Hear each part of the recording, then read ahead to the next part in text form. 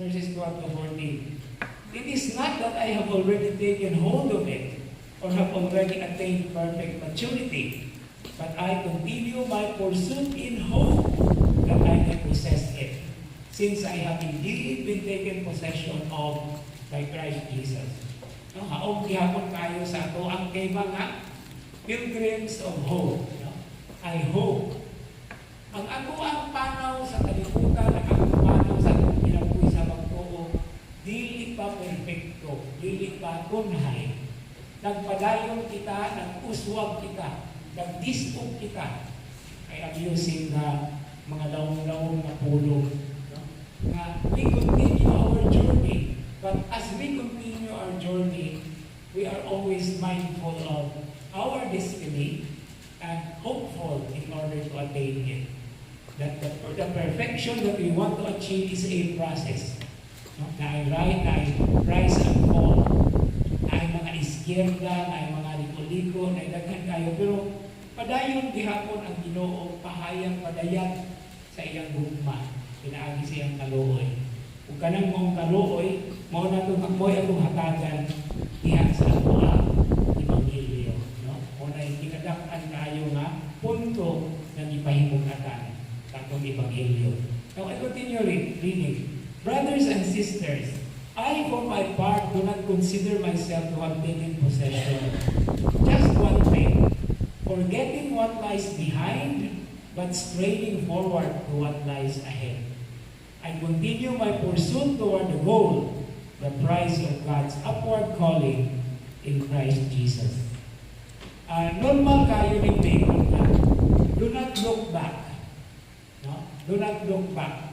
I always respect that. But once in a while, we also need to learn the lessons of the past. We have to learn the lesson. Okay?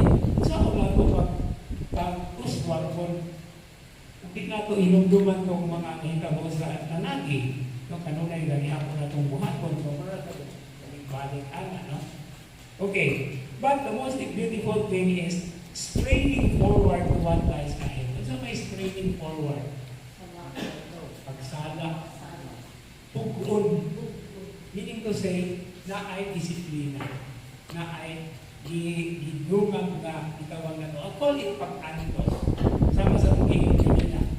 Pag-antos, makasantos. No? So, muna siya diwa. And then what is it? It's the upward calling. No? Meaning to say, our destiny is going up. Just as the Lord was raised from the dead, He is also going to raise us up and to be brought into His glory when the appointed time comes, and even before that comes, because diba, we also have our own personal ends, diba, atong kinabuhi. Pero ang nagpatigbabaw o ang minutaw nga nitawag nato o sukaranan sa mga pagbasa, mao ang dili sana ako si Juan na mamulo na natawala ng ilog, dili matukib dili matukib nga kaayo sa Dios. His unfathomable forgiveness. Okay? Okay? And take note bayahan nga, the second Sunday of Easter is also Divine Mercy Sunday. So, kadiha niya tagang pagkagad ang kaluoy sa Diyos nga sama o sa may ocean sa Binisaya. Load. Dagat. So, dili matugka, dili matugig. Okay. So, muna karoon ang atong tanawon. And that is John chapter 8, verses 1 to 11.